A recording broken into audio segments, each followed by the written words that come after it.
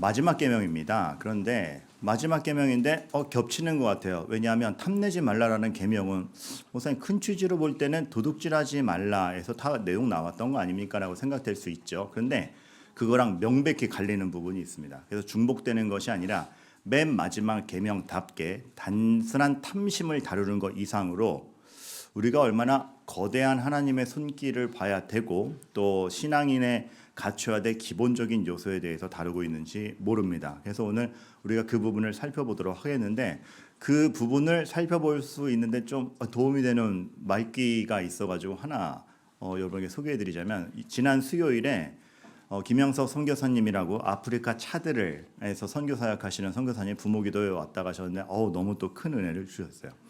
근데 이제 이 선교사님이 사역하시는 곳은 인터넷이 전혀 되지 않습니다. 그만큼 오지라는 얘기죠. 그래서 장문의 카톡을 보내려면 바깥으로 나와야 되고 동영상 보려면 버스 타고 시내로 가야 된대요.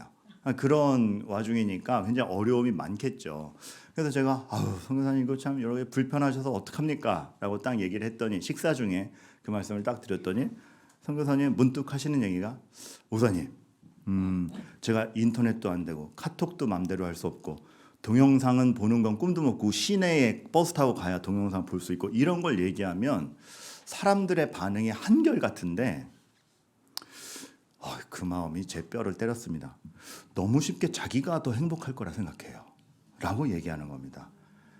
정신이 확 깬 거죠. 목사님 이게 인터넷이 안 되는 것이지 저는 영혼에 집중할 수 있고 하나님의 역사를 보며 오히려 제가 몇 년 만에 한국에 들어왔는데 발전 정도에 놀라지만 행여나 이 분주함과 이 안 되는 것 없는 것에 정신이 뺏겨서 하나님을 못 보면 어떡하나라는 걱정이 오히려 듭니다. 그래서 저는 한국을 걱정하고 있는데 한국 분들은 저를 걱정하고 있어요. 누구의 걱정이 더 크냐라고 할 때 모르는 일입니다. 그래서 제가 그분과 식사하다가 국을 먹다 국을 이렇게 흘렸어요. 정신이 번쩍 나가지고 그러고 보니 우리가 뭘 보고 내가 더 행복할 거라 생각하지 그 행복의 여건이라는 게 사실 너무 야박한 거 몇 개 가지고 내가 더 발전된 곳에 산다, 내가 더 안다, 내가 더 행복할 거라 생각하는 거죠. 그러나 거기서 결정되지 않는 겁니다. 제가 오늘 설교 주제를 집중하게 하시려고 그랬는지 이번 주에 제자 한 명에게 또 연락이 왔는데 10대 때 엄청 방황했던 애예요. 청소년 때 가르쳤던 애인데 근데 걔가 문득 연락이 와서 목사님 너무 생각나서 전화했어요. 그렇지 우리가 10대 시절을 같이 보내서 이렇게 수능 때 되고 가을이 되면 기억나지 잘 있었냐 그랬더니 목사님이 해주신 말씀이 너무 기억나는데 그때 제가 내 현실에 짜증내고 가정 형편에 짜증내고 온갖 것에 내 인생은 비극이야 라고 생각할 때 목사님이 저에게 다 만들어주신 그림 카드가 있어요. 그런 게 있어? 기억나시죠? 그거 어떻게 기억해요? 그래서 뭐냐 그랬더니 보내왔어요. 제가 이런 그림 카드를 보냈더라고요. 그러니까 그 아이에게 이렇게 신학자의 말을 딱 인용해서 우리는 하나님의 섭리보다 비극에 더 민감하게 반응한다. 비극에 더 먼저 반응한다.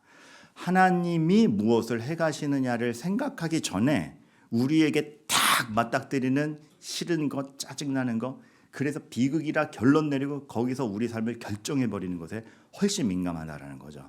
자, 이것이 오늘의 삶과 오늘의 말씀과 무슨 관계성이 있는가? 오늘 말씀을 보면요. 내 이웃의 집을 탐내지 말라요. 여러분 이거 중요합니다. 지금 하나님께서 마지막 계명에서 주시는 게 반어적으로 보여주시는 게 뭐냐면 내 이웃의 집을 탐내지 말라. 이웃을 볼 때 도대체 뭘 보고 있냐? 그 이웃의 영혼이 보여야 되고 그 영혼을 다스리는 하나님을 보아야 합니다. 그런데 우리는 가만 보면 이웃을 보면서 이웃의 영혼을 보고 그 이웃이 어떤 형편에 있든 간에 그에게도 하나님이 역사하실 거며 그 이웃과 나에게 모두 아버지 되신 하나님이 각각 형편은 다르나 그에 맞게 역사하시는 것을 못 보고 뭘 봅니까? 집을 보고 아내를 보고 남종을 보고 네 소가 더 크네 내 차가 더 크네 내 집이 더 크네 이런 비교 가운데 서로를 본다라는 거죠. 하나님이 껴들 간격도 없이 우리는 세상에서 누리는 거에 시선과 모든 것이 다 빼앗기고 거기서 모든 걸 판단합니다. 게다가 그것이 내 삶을 결정할 거라 여기니 내가 좀 더 좋은 교육을 받았더라면 내가 좀 더 좋은 소유를 가졌더라면 이러지 않을 텐데가 하나님의 손길과 역사보다 먼저 판단되는 거죠. 그거에 대한 경계입니다. 왜 이웃이 안 보이고 집이 보이냐? 왜 이웃의 영혼이 안 보이고 그 나귀가 보이냐? 왜 그 이웃에게 역사하시는 하나님이 안 보이고 그 소유가 보이냐? 그 소유와 상관없이 너나 네 이웃에게 역사하는 하나님이 안 보이고 그것이 먼저 보이느냐? 왜 그게 먼저 보일까요? 우리는 그것으로 인생을 살아왔기 때문입니다. 사실 그 집으로, 내가 어떤 사람 만난 나로, 내 남종으로, 내 소유로, 내 차로, 우리가 가진 것으로 내 인생이 결정된다 생각하니까 그게 먼저 보이는 겁니다. 그게 중요하다고 생각되니까 그거에 대한 전반적인 생각을 판도를 확 바꾸시는 거죠. 너희는 무엇으로 인생을 살고 있니다. 그리고 거기엔 하나님이 있다라는 거죠. 제가 그 돌사진 하나가 생각났어요. 설교를 준비하다가 제가 신학교 입학했을 때 그 동기 형님이 계셨습니다. 그러니까 여러분, 신학교는요 그 풍파를 겪은 사람들이 막 모이기 때문에 신입생이 영어로 프레시맨 아닙니까? 전혀 프레시하지 않아요. 다 늙고 풍파를 겪고 간이 상했고 막 이런 사람들이 다 모여요. 그래서 막 수업, 그리고 다 이제 꺾여서 왔기 때문에 한 명도 평화로운 사람하고 다 전투적이고, 주를 위해서 내가 나의 인생을 바치리라. 박영선 목사님 표현대로 심장이 막 뜨거운 거죠. 그래서 막 그 심장을 꺼내서 식기 전에 드십시오 하는 그 심정으로, 그런 결의로 모이니까 막 다 너무 전투적이고 막 다 불타올라요. 그런 형님들이 많이 계셨습니다. 저만 해도 그래도 저는 입학할 땐 결혼한 상태가 아니어서 사례비가 아무리 적어도 제 것만, 저 몸만 챙기면 되는데, 근데 그렇게 와중에 결단해서 오신 분들은 삶의 형편이, 가족도 돌봐야 되는데 너무 갑자기 달라지는 겁니다. 그래서 경제적 형편이 좋지 않았죠.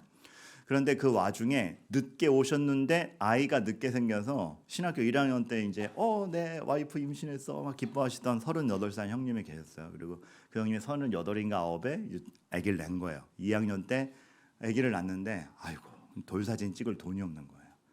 제가 그 형님 기억이 나요. 밥도 건너뛰어서 먹었어요. 식권 살 돈이 없어서. 그러니까 돌사진 스튜디오 갈 재정은 없는 겁니다. 그 형님이 돌사진을 찍어야 되는데 못 찍는 거예요. 그래서 집에서 소파에 자기가 앉아가지고 탁 자기 무릎 위에 앉히고 돌사진을, 그래도 애는 예쁘게 해가지고 탁 찍은 거야. 근데 그거를 너무 좋아하면서 보여주는 거야. 이거 우리 애다, 예쁘지? 돌사진이야, 벌써 1년 됐어. 마음에 애잔하면서도 애는 너무 예쁘고. 그 사진이 기억이 나는데 한 2, 3년 뒤에 만났어요. 졸업 후에 형님 잘 계십니까 하고 그 형님 사역하는 교회에 갔다가 티타임을 하는데 생각나는 거예요. 애 많이 컸죠? 데리고 나갈 거야. 데리고 나왔어요. 한 3살 됐을 때. 너무 예쁘게 자랐어요. 그러면서 제가 물어봤죠. 형님 그때 돌사진 찍은 거 기억나요? 야, 내가 아직도 가지고 있지. 그러면서 3살 된 자기 아이한테, 야, 이거 너 1살 때 찍은 거야. 아빠가 아빠 무릎 위에 앉혀놓고 이렇게 너 1년 때 기념된 사진을 딱 보여줬어요. 그때 그 사진 보면 아빠 무릎이 이렇게 있고 그 무릎 위에 아이가 딱 정중하게 있어요. 너무 예쁘게 나왔고, 그 형님이 어떻게든 아이 예쁘게 하려고 그 와중에 그 얼굴을 막 뽀샵을 밝게 막 해놨죠. 근데 그 3살짜리 애가 그 돌사진을 보면서 뭐라 그랬게요? 아빠 무릎 위에 자기 사진을 딱 보더니 아빠 무릎만 보고 아빠다 이러는 거예요. 자기가 안 보이고 아빠가 보이는 거예요. 근데 이게 뭔가 훅 오는 게 있잖아요. 그게 그 형님이 그 얘기 듣자마자 막 주체할 수 없는 눈물을 흘렸어요. 야, 얘는 이 조그만 게 자기를 보는 게 아니고 무릎만 나온 걸 보면서 아빠를 외치는구나. 자기가 이 무릎만 보고도 사진의 주인공이 자기인데 아빠를 보고 아빠를 외치는구나. 자기가 아빠 무릎 위에 있다는 걸 아는구나 하면서 뭔지 모를 미묘한 감정 막 울었던 기억이 나요. 그래서 저는 카페에서 맞은편에 앉아서 왜 이래 이제 했죠. 감동적이나 왜 이래. 난 당황스럽잖아요. 남자들이 마주보고 앉아서 애 하나 놓고 울고 있으니까 이상하잖아요. 근데 그게 기억이 나요. 왜요? 우리는 우리 인생 사진을 보면서 하나님 외칩니까? 하나님이다. 하나님이다. 내 인생의 컷의 사진을 보면서 내가 어떤 의자에 앉았는지, 내가 무슨 옷 입었는지로 평가하십니까? 그때도 무릎 위에서 우리 인생을 들고 가시는 하나님을 봅니까? 하나님 안 봅니다. 모든 컷의 주인공이 나거나 내가 누리는 게 초점이 되어서 이웃의 영혼을 보살피시는 하나님 전혀 못 보고 집, 소유물, 여종 이런 것만 보죠. 하나님의 무릎 위에서 하나님을 못 보는 우리의 영혼의 상태가 그 3살 아이보다 낫겠는가 많은 생각이 드는 겁니다. 거기서 오늘 하나님은 그 시각 규정을 분명하게 해주시는 것이죠. 그래서 잠깐 이 말씀이 더 입체적으로 들어오게 하기 위해서 좀 크게 갔다가 다시 돌아오겠습니다. 이 말씀을 받은 이스라엘의 정체성 자체가 무엇인가를 좀 볼 필요가 있어요. 사실 이스라엘은 지리적으로도 굉장히 요충지에 있습니다. 제가 가만 보니까 조그만 나라지만 바다로도 갈 수 있고 아프리카로도 갈 수 있고 유럽대로 갈 수 있고 아시아로도 갈 수 있는, 와, 하나님이 정말 다 뻗어갈 수 있는 곳에 다 그 위치에 잡아주셨구나라는 생각이 너무나 많이 드는 거예요. 그래서 이런 요충지에 나라가 딱 세워져서 점점점 부강해지면 얼마나 좋아. 그리고 역사학자들이 볼 때는 그래요. 역사학자들이 볼 때는 이런 자리에 위치했으면 분명히 전쟁 많이 일어난다. 실제 그랬죠. 왜 바벨론과 아수르와 애굽 등등이 커지기만 하면 이스라엘을 먹으려고 그러겠나. 완전히 요충지였기 때문에 그렇습니다. 차지하면 너무 좋은 자리인 거예요. 그래서 이러한 자리에 이러한 나라가 쓰면 첫 번째로 해야 될 게 군사 정비, 정치 정비, 외교 전략의 정비입니다. 그런데 하나님께서 이 나라에 먼저 하신 것은 그러한 체계 정비가 아니고 사람 살리겠다라는 걸 선포하시는 거예요. 이 나라가 앞으로 가나안 땅에 들어가서 해야 할 것, 말도 안 되는 명령을 주십니다. 종이 있으면 6해 동안은 6해 동안은 섬기는데 7년째 안식년이 될 때는 몸값도 물지 않고 자윤이 될 것이다. 그 당시에 고대 근동 지방의 경제라는 것은 지금 현대 경제가 화폐 없이 경제 활동이 안 되듯이, 화폐 개념 없이 안 되듯이 종이라는 자산 없이 경제 활동이나 노동 활동을 기대 못하는 거였습니다. 종은 반드시 있는 거였고, 그래서 내 재산이고 그것을 차지하는 게 중요했는데 그 종을 자유케 하라는 겁니다. 게다가 원금에 얽매이지 않고 그걸로라도 이득을 봐야 되는데 완전 프리하게 말도 안 되는 명령을 주시는 건데, 하나님께서 말씀하시는 거죠. 이 나라의 정체성은 사람이 회복되는 것이고 살아나는 거다에 대한 명백한 말씀을 하나님께서 주시는 겁니다. 거기부터가 달라요. 게다가 그게 되게 집단적이에요. 너는 6해 동안 너의 땅을 파종하여 그 소산을 거두고, 그런 다음에 어떻게 해라?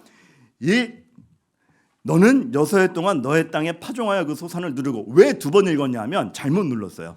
그래, 그 다음에 이상하셨죠. 일곱째 해에는 그 밭 갈지 말고 냅둬라. 여러분, 여기서 갈지 말라는 것은 방치해 두라는 게 아닙니다. 제가 농사는 잘 몰라서 그런데, 물론 저에게도 밭농사 경험은 많죠. 그래서 옥수수, 방울토마토, 고추, 꽈리, 이런 거 무까지는 잘 합니다. 근데 그 외엔 잘 몰라요. 그래서 제가 좀 자문을 구하는데, 그런 이스라엘의 농사를 보면은 그런 게 있다면서요. 그 전에 심어 놓았던 것이 자연 씨가 떨어져서 그 다음에 저절로 자라는 공작물도 많다고. 그게 이스라엘이래요. 그래서 이 땅을 갈지 말고는 네 걸로 생각하여 경작하지 말고 자연스럽게 자라는 것들에 대해서 가난한 사람, 소유가 없는 사람, 게다가 짐승까지, 피조물까지 다 하나님께서 생각하신 거죠. 그들이 먹을 수 있게 해라입니다. 게다가 땅 자체도 쉬게 하세요. 레위기에 보면 땅 자체도 쉬라. 내가 만든 피조 세계, 들짐승, 어려움에 처한 모든 이들이 어떻게든 쉬고 먹고 본인들이 은혜를 입어 살아날 수 있는 방편을 제공하라. 그게 이스라엘의 정체성이었던 겁니다.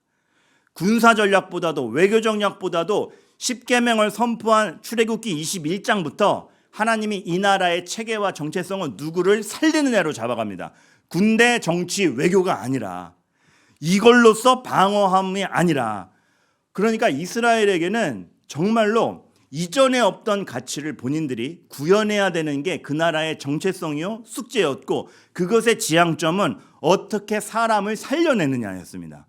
그러면 고민이 생기죠. 아니, 그 7년째 되는 날 종도 나가고 땅도 쉬고 내 땅에 있는 거 남이 먹는 거 그냥 내버려둬야 되고, 그럼 우리는 어떻게 합니까? 그래서 그 질문에 나올 거를 하나님이 먼저 선제적으로 대답하세요. 레위기 25장 20절 보면 우리가 만일 7째에 심지도 못하고 소출을 거두지도 못하면 우리가 무엇을 먹으리요? 레위기도 감정이입을 하고 읽으셔야 돼요. 어떤 뉘앙스인지 알겠죠? 얼마나 절박해요. 레위기 어렵지 않아요. 여러분, 얼마나 절박해요. 진짜 7째에 그럼 우리는 어쩌란 말입니까? 그럼 우리는 어쩌란 말입니까? 에서 하나님이 바로 답을 주십니다. 내가 명령하여 여섯째에 내 복을 너희에게 주어 그 소출이 3년 동안 쓰기에 족하게 하리라. 내가 보장한다. 내 명령대로 하여서 누군가를 살리는 작업을 니네가 하고 있다면 너네는 내가 책임진다. 땅도 명령하여 소출이 나는지 마는지를 결정하는 창조자가 나요, 구원자가 나다. 그래서 나로 말미암아 삶이 보장되는 것이 바로 하나님의 나라인 너희들이니 이 정체성 분명히 해가라. 거대하죠. 그게 교회입니다. 우리가 마찬가지 근거 아래 살아가는 겁니다. 그런데 그 하나님보다 먼저 집중하는 게 우리는 너무 많죠. 사실 이 이스라엘 백성, 오늘 십계명을 받고 이 모세 오경을 받았을 이스라엘에게는 이 말씀이 허망하지 않아요. 왜요? 역사 가운데, 가까운 역사 가운데 자기 조상을 통해서 보여진 적이 있거든요. 언제? 대대적인 기근이 있었죠. 모든 민족이 막 애굽에 와서 곡식을 살 때가 있었죠. 근데 그때 애굽도 먹여 살리면서 그 주변 나라까지 먹여 살릴 수 있는 체계를 마련한 게 요셉입니다. 그럼 그 요셉은 그 체계를 어떻게 알았습니까? 하나님이 꿈을 주셨죠. 근데 여러분, 여기서 꿈 해석과 지금의 여러분 해몽하는 걸 같은 선상에 두시면 안 됩니다. 이 꿈은 사람이 생각지 못하는 것에 대해서 하나님이 주신 계시라는 뜻으로 꿈이지, 지금 우리가 뭐 꿈꿨는데 해몽하는 거랑은 다르다라는 걸, 기록된 말씀이 체결해야 되지 않을 때 하나님이 주시는 방법이 뭐지? 지금의 꿈 해석과는 다릅니다. 그러니까 여러분, 행여나 오늘 이거를 듣고 이번 주에 목사님 어제 제가 좋은 꿈 꿨는데 목사님 내년에 잘 되실 겁니다. 이거 아니에요? 이거 아니에요? 그거랑 다른 하나님이 온전히 주시는 생각, 하나님이 보여주시는 계시로서의 꿈인데, 그것으로 인하여 애굽도 살고 애굽의 주변 나라들이 살고 자기 가족도 살아서 이스라엘이 됐다라는 걸 사실 역사적으로 알아요. 하나님은 그걸 하실 수 있는 분이다라는 증거가 이미 있기 때문에 레위기 25장 21절은 공수표가 아니라, 그렇지, 우리의 하나님은 진짜 그런 하나님인지를 알고 가는 것이죠. 그리고 그 하나님으로 말미암아 만들어지는 나라는 죄로부터 사람을 구원하여 하나님의 의로움으로 데려간다라는, 그렇게 살리고 회복시킨다라는, 이 세상과 결을 달리하는 분명한 정체성을 갖는 나라인 줄 아는 거죠. 그래서 이스라엘이 강성해졌다라는 건 주변을 점령한다가 아니라 찾아와서 볼 때에 다른 걸 보여주는 겁니다.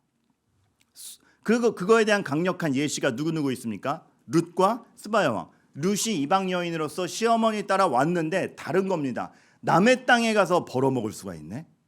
아니, 내 땅 아닌데 감히 주워 먹을 수가 있네. 망해가는 집안이었는데 우리 집을 살려주는 사람이 있네. 은혜의 법칙과 아무런 소망 없는 사람이 소망을 가질 수 있는 걸 그 율법이 시행됨으로 보는 겁니다. 크죠? 거대하죠? 스바 여왕이 와서 본 것도 솔로몬의 재산이 자기보다 많다는 건 알았지만 그게 놀람의 포인트는 아닙니다. 왜냐하면 스바 여왕도 그 당시 아프리카 최고 제국의 여왕으로서 그 문헌에 보면 스바 여왕이 아마 솔로몬을 방문했을 걸로 생각되는 당시의 기록이 있는데, 그 행렬이, 물건과 재산과 선물 보따리를 가지고 가는 행렬이 최소 15일, 최대 한 달 동안 출발했대요. 매일매일. 오늘은 나귀 가, 오늘은 보석 가, 내일은 코끼리 가. 그렇게 15일 내지 한 달 동안 계속 출발시켰대요. 그만큼 많이 가졌던 게 스바 여왕입니다. 그러니 그가 솔로몬의 창고를 보고 나보다 많네는 놀랄 포인트지만 그게 중심이 아니죠. 자기 입으로 칭찬하는 게 뭡니까? 네가 물어봐서 대답 못하는 게 없으며 인생의 진리가 무엇인 줄 알며 그 이 백성의 기쁨이 놀랍다가 스바 여왕의 포인트였죠. 그 다스림이 다른 겁니다. 그 영혼이 다른 겁니다. 가치가 다른 겁니다. 그리고 그 대담이 열왕기 상하에 적혀 있진 않지만 스바 여왕과 솔로몬이 대화할 때 이런 게 있었겠죠. 아니, 지금 매번 노동을 해도 모자랄 판에 7년에 한 번 쉰다고요? 7년에 한 번 땅이 쉰다고요? 그런데 이렇게 재산이 많아질 수가 있어? 나라가 이렇게 풍족할 수 있어요? 어떻게 하면 그런 비결이 나와요? 다른 나라 같으면 관계수로를 잘 정비하고 이 체계가 잘 세워져서 이렇게 하면 됩니다라고 대답했겠죠. 그러나 솔로몬이 말할 수 있는 건 딱 하나입니다. 뭐죠? 하나님이 책임지다 그랬는데, 진짜 하나님이 책임져서 여기까지 왔는데 스바 여왕이 물었을 때 답은 하나님이요 입니다. 이런 것이죠. 하나님 나라가 강성하다라는 것은 하나님이 계심에 대한 증명이며 하나님을 보여주는 것이고, 내 이웃의 집과 소와 나귀와 형편과 이 땅에서의 주어지는 걸 보는 게 아니라 이웃의 영혼을 보며 그 이웃을 다스리시는 하나님을 보며 그 하나님이 나의 하나님이기도 하다라는 걸 같이 보는 것입니다. 그래서 우린 누군가 교회에 왔을 때 교회가 무엇에 관심이 있고 교회를 온 사람에게 무엇을 보게 하는가 했을 때 세상과 똑같은 애가 아니고 여긴 다르다를 보여줘야 되고, 위로가 있고 나 같은 사람도 받아준다, 내지는 내가 세상 것 가득 끌고 와도 여기선 자랑할 수 있는 게 아니구나를 알게 해야 되고, 하나님을 보여주셔야 됩니다. 난 너한테 관심이 있어. 네가 가진 것 때문에 관심 있는 게 아니고 네 영혼이 관심이 있어. 나는 너에게 질투하지 않아. 더 가졌다고 질투하는 게 아니라 하나님 아버지라는 아버지가 같기 때문에 우리는 서로 간에 사랑할 수 있어. 이거를 보게 하는 거 너무 다른 겁니다. 그가 가진 것으로 더 잘 대하거나 덜 잘 대하거나가 아닌 성도로서 대하는 것이죠. 아유 어서 오십시오. 예배 드리십시오. 그것이 작동할 수 있는 것, 오직 영혼과 하나님의 가치로서만 작동할 수 있는 것. 교회가 무엇에 관심이 있고를 보여줄 때 우리는 하나님과 영혼에 대한 관심과 세상 가치로 작동되지 않는 은혜의 가치가 있음을, 종을 해방시킬 수 있고 자기 것이 아닌데도 퍼줄 수 있는 그 이상한 것이 있는 것임을 알려줘야 되는 겁니다. 근데 하나 더 우리가 짚고 넘어가야 될 건 뭐냐면, 그러한 진리를 가지고 있다라는 태도 자체도 의시되면 안 되고 겸손하게 줘야 돼요. 그러니까 우리의 교회의 관심은 늘 그 영혼이 어떤 상태냐, 내가 마주하는 사람이 누구냐, 하나님이 지금 여기서 무엇을 하시냐를 봐야 돼요. 제가 주중에 마태복음 7장 6절에 대한 정말 더 깊이 있는 해석을 들었는데, 한 강의를 듣다가 문득 이거를 말씀하시는 거예요. 거룩한 것을 개에게 주지 말며 너희 진주를 돼지 앞에 던지지 말라. 그래서 제가 여태까지 알기로는 그치, 이 거룩한 진리의 말씀을 이렇게 아무데나 던질 수 없지, 그렇게만 이해했어요. 근데 마태복음 7장을 보면 앞이 그거 아닙니까? 비판하지 말라. 네 눈에 들보가 있는데 너도 심판의 대상인 줄 알고 먼저 겸손해라. 들보 빼고 남의 눈에 티끌 해주고, 그렇게 니네가 서로 은혜가 필요하다는 걸 알아라. 그 다음에 7장 6절이거든요. 이 뜻이, 그러니까 너희는 그 거룩한 진리를 아무데나 팽개치면 안 돼. 물론 그 뜻도 있습니다. 근데 더 깊이 들어가면 이 상황 자체를 보라는 거죠. 상대방에 대한 이해와 상대방의 필요를 챙기지 않고 오만으로 던지지 않는가. 애시당초 왜 돼지 앞에 진주를 들고 갑니까? 못 알아볼 텐데. 돼지에게 상대가 돼지인 줄 알고 돼지가 뭘 필요하는지를 보고자 하는 심령조차 없는가? 난 진리야. 너 몰라? 알아? 너 지옥 간다. 이게 아니라는 거죠. 그 영혼에 관심이 있고 하나님이 주시는 오늘에 관심이 있다라면 내가 지금 마주하는 게 누구이며 이는 뭐가 필요하고 이에게 반응이 있는 건 무엇인가를 알면서 가야 된다는 거죠. 개에게 다이아몬드를 던져도 개한테는 돌이나 똑같습니다. 여러분, 그 개에게 5만 원 주면 주인님 충성을 다하겠습니까? 그러지 않잖아요. 그냥 종이 쪼가리잖아요. 그런데 그러한 개에게 무엇을 주고 어떻게 애정 표시를 할 것인가, 방법이 다른 겁니다. 그만큼이나 우리는 이게 마음의 깊이와 상대방에 대한 이해와 하나님이 지금 이 상황에서 이들에게 무엇을 하시는지에 대한 그 마음이 있는가, 이거죠. 그런 예화를 들었어요. 지금은 이제 스마트폰으로 다 개인화되어서 그렇지만 사실 옛날에는 TV를 본다라는 건 가족 모두가 보는 거 아닙니까? 그렇죠. 그래서 거실 중간에 혹은 안방에 TV가 좌정에 계시고 이렇게 보호자를 만들고 계시는 경우가 대부분인데, 그래서 집에서 누가 권위 있는가? 권위 있는 자, 리모컨을 쥔 자. 이게 그래서 옛날 TV는 다 같이 보는 거여서 그 시대에 어떤 신인 탤런트가 과거를 기억하면서 얘기하는 건데, 제가 신인 때 중견 배우님이 이런 말씀하셨습니다. 자기가 이제 배역 맡은 것도 짧고 대충 하니까 너 일로 와봐. 그러면 안 돼. 너 지금 그 짧은 연기 잘해야 돼. 왜? 네 연기가 네가 연기할 때 남의 집 안방에 들어간다는 것을 기억해라. 오, 이러한 소명의식이 있나요? 너의 몸짓과 말투와 모든 게 남의 집 안방에 들어간다는 걸 기억해라.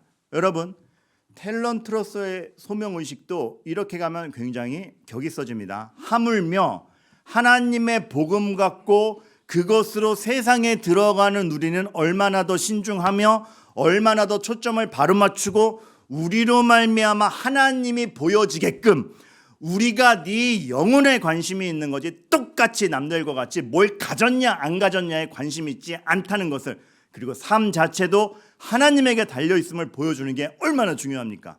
그 초반에 그 말이 다시 들어오죠. 우리는 하나님의 손길보다 마주하는 비극과 환경에 먼저 반응하고 그것에 너무 민감해요.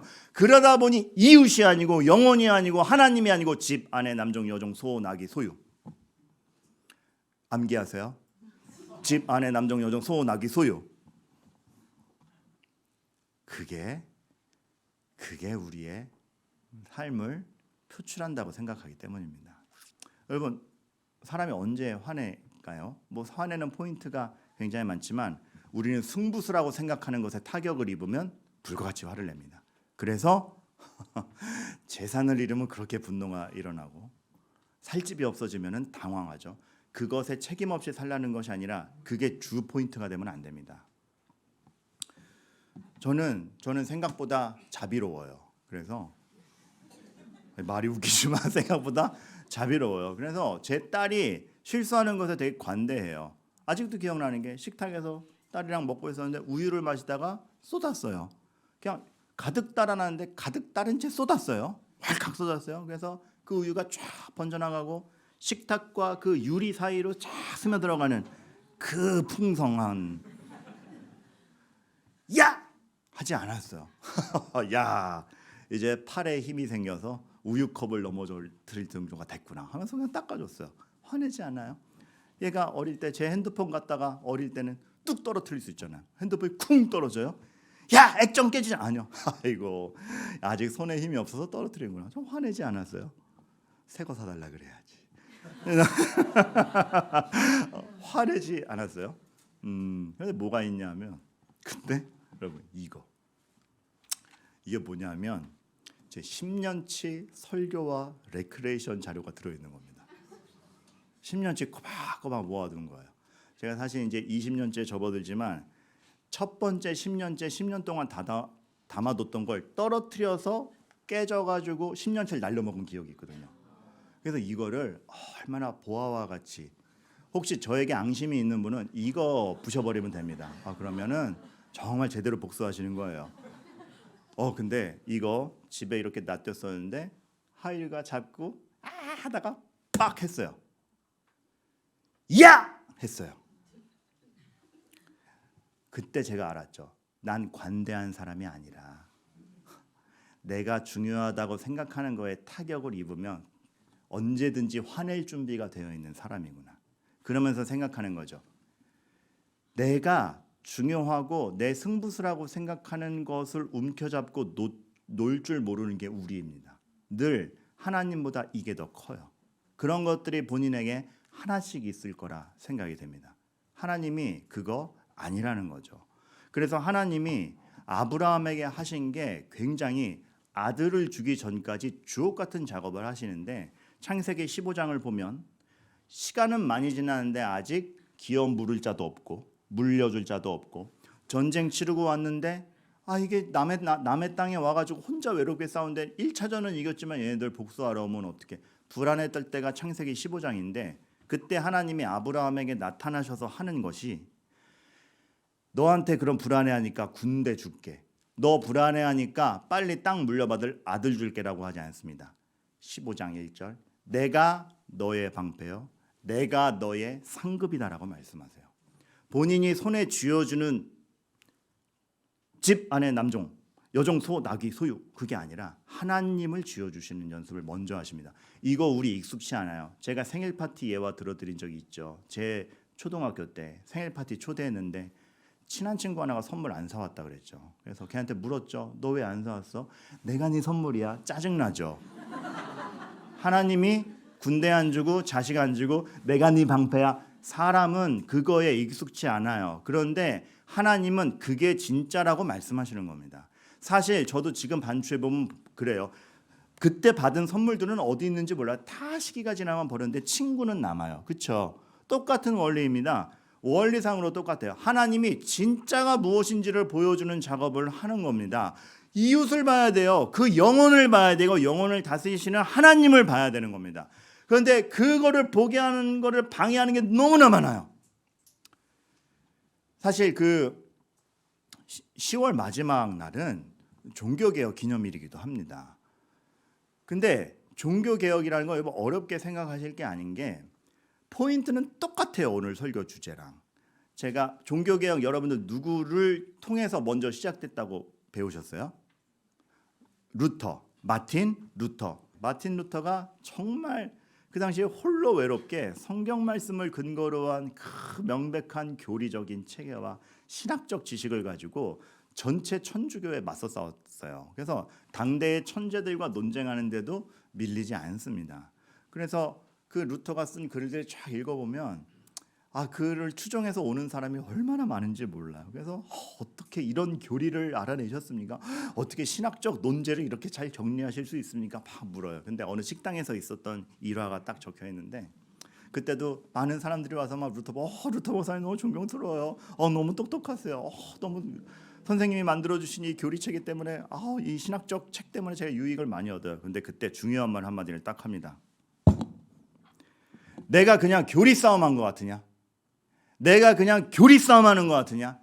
내가 그냥 교리체계 만들라 그러는 줄 아느냐? 물론 내 신앙 고백으로 후대가 헛갈리지 않도록 다시는 헛갈리지 않도록 이 교리적 체계를 만드는 건 너무 중요한 문제다. 하지만 내가 만들라는 것은 이 지적 활동이 아니라 그리스도를 가리는 모든 것을 치우고 싶었을 뿐이다. 성도가 하나님을 만나는데 그리스도가 아닌 교황이 껴있고 성도가 은혜로 하나님을 아버지라 부르라 하는데 돈을 내라 그러고 성도가 예수 그리스도의 피로 천국에 가려고 그러는데 중간지대가 있다 그러고 돈을 내고 공로를 하고 이웃 돕기를 해야지 천국에 갈 수 있다라는 하나님과 그리스도를 보게 하는데 가리우는 것을 치우고 싶었을 뿐이다. 그 은혜를 믿음으로 가르치고 싶었을 뿐이다. 그러니 믿음이라는 교리가 아니라 믿음을 통해서 볼 그리스도를 봐라. 이게 루터의 말이었어요. 우리는 어떻습니까? 그리스도를 바라보고 그리스도를 통하여 하나님을 아버지라 부르는 인생을 살고 있습니까? 그래서 하나님을 보고 이웃의 영혼을 보고 이웃이 가진 게 아니라 그 이웃의 주인과 나의 주인 되시는 하나님을 보며 하나님의 손길을 봅니까? 아니면 갖추어진 것을 봅니까? 상황은 달라도 우리는 나 개인적인 또 한 번의 종교개혁을 해야 돼요. 왜요? 그리스도를 보고 하나님을 보는데 가림막이 되는 게 너무 많아요. 하나님을 확신하고 하나님의 손길을 보기에 앞서서 내가 먼저 확신하고 내가 먼저 조건 걸고 내가 먼저 욕심하는 게 너무 많아요. 그래서 하나님이 안 보여요. 하나님의 손길은 내가 할 것 다 하고 부수적으로 얻어내는 도움밖에 안 돼요. 여기서 우리가 오늘 말씀을 보면서 명백히 선언해야 됩니다. 내가 무엇을 보고 있는가? 하나님, 저는 이웃의 영혼을 봅니다. 이웃의 집을 보지 않습니다. 왜냐하면 집이 내 인생의 해결점이 아니기 때문에 그렇습니다. 이웃의 영혼을 보고 그 영혼을 다스리시는 하나님을 보고 그 하나님이 나도 다스릴 것을 알기에 탐내지 않고 사랑합니다. 탐내지 않고 하나님께 의지합니다. 이 마지막 10번째 계명은 애굽에서 꺼내신 자기 자녀들에게 정말 하나님이 웅장하게 주신 말씀이고 똑같은 마음이 이 시대 우리들에게도 그리스도의 이름으로 주어졌다는 걸 여러분들이 알고 가시길 바라겠습니다. 그것을 하나님이 확인시켜 주시는 것이 여러분들의 인생입니다. 그래서 여러분들이 하나님을 선명히 보기 위한 부르짖음, 여러분이 예수 그리스도의 이름으로 신앙적 양심을 걸고 하는 모든 애씀, 고민, 하나님이 반드시 응답해 가실 것임을 아시기 바라겠고, 어디로 가야 할지 모르겠으면 방해되는 것부터 치우시면 됩니다. 하나님을 의심하게 하는 거, 하나님보다 더 정답이라 여기는 거, 하나님보다 더 집착하는 것을 치워가기 시작하시면 하나님이 그 분투 가운데에서 여러분들에게 선명하게 나타나실 겁니다. 여러분, 아브라함이 아들과 함께 그 모리아 산으로 올라갈 때 뭐가 보였겠습니까? 뭐가 보였겠습니까? 그러나 하나님을 확신하여 행동할 때 더 큰 하나님을 선명히 보게 되고 내 생각을 넘어서는 하나님을 보게 되는 것이죠. 그것이 우리 시대에 있으면 좋겠습니다. 그래야 우리의 자녀들에게도 선명히 갑니다. 우리가 조금 희미하게 만들어 놓으면 자녀들에게는 더 희미하게 갈 겁니다. 왜 영국이 100년 만에 기독교 인구가 90%에서 5%로 줄었겠습니까? 조금씩 희미해진 건데 그렇게 된 겁니다. 하나님의 이름은 있지만 중심이 아닌 겁니다. 이웃은 있는데 다 경쟁 상대고 이웃을 평가하는 게 하나님의 손길이 아니라 그가 가진 것이요. 그 말인즉슨 내 평가도 내가 그렇게 하고 있다는 겁니다. 달라져야 됩니다. 우리가 정말 하나님께 집중하는 한 주간 우리 인생이 되기를 간절히 축원합니다.